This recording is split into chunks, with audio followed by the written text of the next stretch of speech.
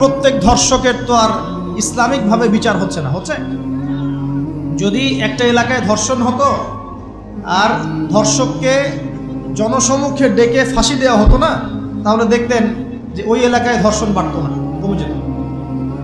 যদি একটা এলাকার চোরদেরকে জনসমক্ষে নিয়ে এসে হাত কেটে ফেলা হতো, তাহলে বুঝতেন চুরি কাকে বলে। ভয়ে চুরি করতে পারতো না মানুষ।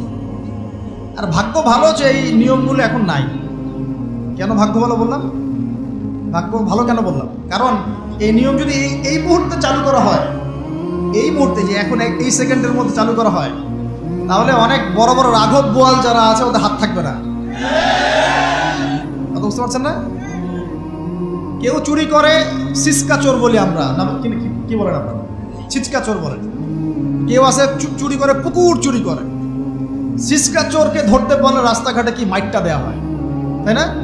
মনে হয় যে নিজের শক্তি খাটানোর একটাই জায়গা চোর পিটানো।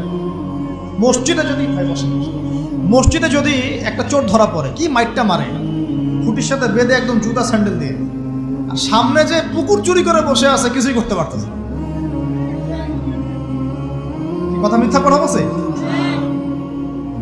যদি একটা মুসলিম রাষ্ট্রের মধ্যে দুর্নীতি না থাকতো না, মুসলিম রাষ্ট্র বিশ্বকে নেতৃত্ব দিত ইনশাআল্লাহ। যদি কোনো মুসলিম রাষ্ট্রের মধ্যে দুর্নীতিটা না থাকতো না, তাহলে দেখতেন ওই রাষ্ট্র অবশ্যই বিশ্বকে নেতৃত্ব দিত ইনশাআল্লাহ।